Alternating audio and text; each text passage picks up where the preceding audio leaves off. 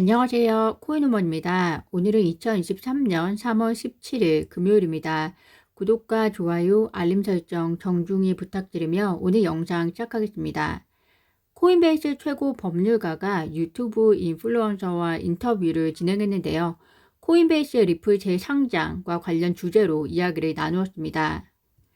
해당 인플루언서는 트윗에서도 활발히 활동하고 있는데요. 트윗에서는 현재 코인베이스의 XRP 재상장에 대한 논란이 끊이지 않고 나오고 있고요. 이런 분위기에 대한 반응으로 해당 인터뷰가 진행되지 않았을까 생각이 되어집니다. 결과적으로 코인베이스 최고 법률가는 판사가 리플에 유리한 판결을 내릴 경우 코인베이스는 XRP 거래를 재개할 수 있다라고 말했습니다. 다만 이를 위해서는 판사의 법적 근거 그리고 항소 법원의 판결 철회 여부에 대한 코인베이스의 자체 평가 등 몇 가지 조건에 따라 결정될 것이다 라고 이야기를 했습니다.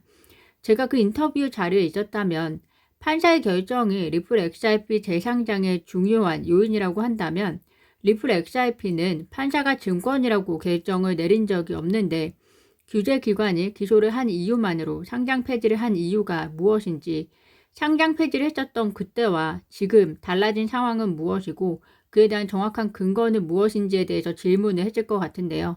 구독자분들은 어떻게 생각하시나요? 또한 코인베이스 최고 법률가에 의하면 많은 것이 법원의 판결에 따라 달라질 것이다. 일부 사람들에게는 만족스럽지 않은 결과가 나올 수 있지만 우리는 상장 기업으로서 연방 법원의 소송 대상이 되는 모든 토큰에 대해서 신중해야 할 책임이 있다라고 강조를 했습니다. 신중했어야 하기 때문에 리플 XRP 상장 폐지 결정을 쉽게 내리지 말았어야 할 것 같은데요.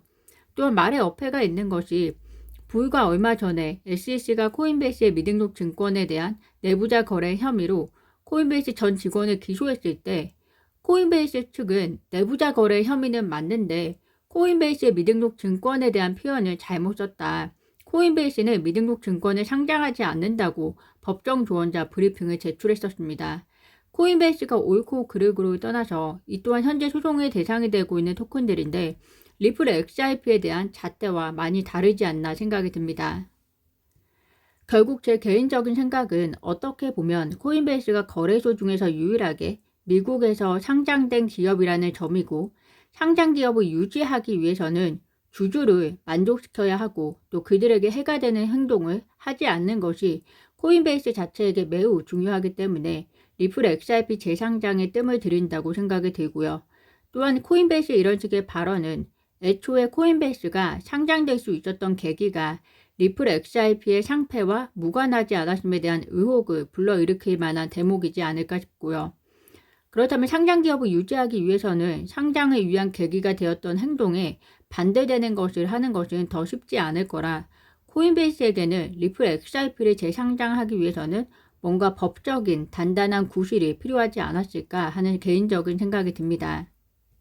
그는 이어서 법원은 SEC의 주장에 구멍이 있다는 것을 알기 바란다. 결과와 무관하게 패소 측은 항소를 할 것이기 때문에 이 사태는 더 오래 지속될 수 있다라고 진단했다고 하는데요. 결과적으로 코인베이스도 SEC가 리플과의 소송에서 법적인 접근이 매우 취약하고 그렇지만 재상장에 대한 액션은 쉽게 취할 수 없는 이해관계가 있을 것이고 그래서 토레스 판사의 판결이 얼마나 코인베이스의 리플 XRP 재상장 구실을 만들어줄지 기다리고 있는 것이 아닌가 싶습니다. 그러나 만약 항소가 이어지면 이 항소를 또 코인베이스는 어떻게 해석하고 판단할지 항소가 있고 법적인 논쟁이 끝나지 않은 토큰이기 때문에 재상장을 못한다고 할지 아니면 토레스 판사의 판결에 리플 XRP에 유리한 일부 내용이 있다면 그것에 더 큰 의미를 부여해서 재상장을 할지 그것은 결국에는 토레스 판사의 판결이 나와 봐야 알 수 있는 그림으로 보입니다. 이쯤 되면 코인베이스가 리플 XRP를 선호하지 않는 것이 아닌가라는 의구심도 들 수 있을 것 같습니다. 이더리움 베이스의 프로젝트에 많은 연관이 있는 코인베이스이기 때문에 더 들 수 있는 의구심인 것 같고요. 다만 코인베이스가 리플과 SEC 소송에 있어서 리플을 위한 법정조언자 브리핑을 제출한 것에 대해서는 리플의 주장이 완전히 설득되었다고 표현한 만큼 최소한 이번 SEC와 리플의 소송에 있어서 많은 법률 전문가들이 리플의 우위에 손을 들어준 것만은 분명한 것 같습니다. 리플의 XRP 레저와 이더리움 플랫폼 간 호환 연결이 한 단계 더 가까워졌다는 소식입니다. 리플 X가 XRP 레저와 이더리움 플랫폼 EVM 간 호환성 테스트넷을 마쳤다고 발표했는데요. 작년에 코인우먼 채널에서도 공유해 드렸듯이 두 플랫폼을 연결하는 기술의 출시 소식이 있었고요. 해당 기술의 출시가 1단계라면 지금 완료된 것은 2단계로서 해당 기술에 의거해서 XRP 레저와 그리고 EVM 호환 가능성에 대한 테스트가 성공적으로 되었다고 생각하시면 될 것 같습니다. 이에 따라서 XRP 레저의 이더리움 사이드체인 공식 배치 가능성이 매우 높아졌고요. 이제는 앞으로는 실제 사례를 만들어가는 단계가 남아있을 것 같은데요. 블록체인 기술의 가치를 증대시키기 위해서 가장 중요한 것은 얼마나 많은 쓰임이 있느냐는 것인데 리플의 송금 결제 기술을 포함해서 해당 기능까지 확장이 된다면 많은 프로젝트에 더 인발부 될 수 있을 거라는 생각이 듭니다. 리플의 블록체인 기술 사례의 확장을 위한 노력은 이뿐만이 아닌 것 같습니다. 어제 나온 기사인데요. 리플이 싱가포르 기반의 웹3 스타트업 회사들을 위한 벤처 캐피탈 펀드인 블록체인 파운더스 펀드에 전략적 투자를 했다고 발표했습니다.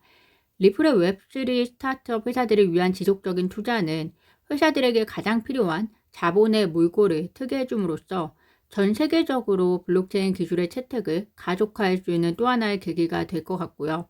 또 리플 입장에서는 웹3에 있어서 리플의 기술을 적용할 수 있는 일석이조의 기회가 될 것이라고 생각이 드는데요. 리플의 채택이 블록체인을 기반으로 한 전 산업 영역에서 계속적으로 이루어지기를 기대해 봅니다. 리플 커뮤니티 대표 존 디튼 변호사가 규제기관의 타겟이 이제 더 이상 리플 XRP가 아니라 이더리움과 스테이킹이라고 밝혔습니다. 그 이후로 이번 뉴욕 검찰청이 이더리움 등 미등록 증권 및 상품을 거래한 쿠코인에 소송을 제기했는데요.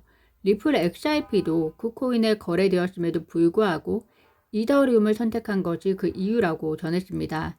존 디튼 변호사에 따르면 이 조치는 결코 우연이 아니라고 주장하고 있는데요. 저는 존 디튼 변호사의 의견에 동의하는 것이 개인적인 생각으로는 이미 미국 정부와 규제기관은 암호화폐 방어를 위한 로드맵을 짜고 그 안에서 움직이고 있다는 생각을 지울 수가 없습니다.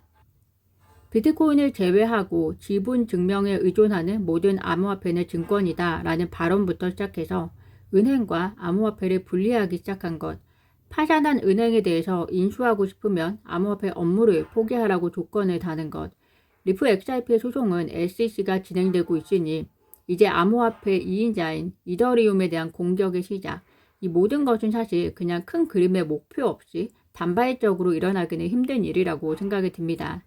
현재 쿠코인도 그리고 이더리움 보유자도 이더리움을 증권이라고 본 뉴욕 검찰청을 상대로 소송을 제기한 상태이기 때문에 결국 투자자들 그리고 거래소가 믿을 곳은 법원밖에 없다는 생각이 들고요. 현재 이 순간에는 법원이 모든 칼자루를 들고 있는 상황이기 때문에 앞으로 미국에 어떤 변화가 펼쳐질지 계속해서 모니터링하는 것이 필요할 것 같습니다.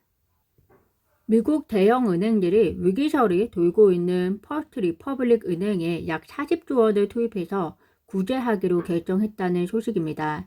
해당 소식으로 미국 증시는 상승으로 장을 마감했는데요. 해당 구제법은 제닛 옐런 재무장관 그리고 제이미 다이먼 JP 모건 체이스 회장이 직접 머리를 맞대고 짜낸 생각이라고 하는데요. 은행들은 이번 조치는 미국 은행 시스템에 대한 신뢰를 반영하는 것이다 라고 평가를 하고 있는데요. 저는 그보다 금융위기를 경험한 사람들 입장에서는 뱅크런 이슈가 발생하면 우선 너나 할 것 없이 은행 금융 시스템에도 타격이 불가피하고 또 회복하기까지 더 많은 고난이 있기 때문에 그런 사태로 가는 것을 방지하기 위한 것이라고 생각이 되어지고요. 현재 대형 은행들이 나서서 이렇게 도울 정도면 미국의 은행 뱅크런 위기는 이미 탐지가 되었다는 것이기 때문에 이런 위기를 만들어낸 규제기관들은 관련해서 책임을 져야 되는 부분이라고 보여집니다.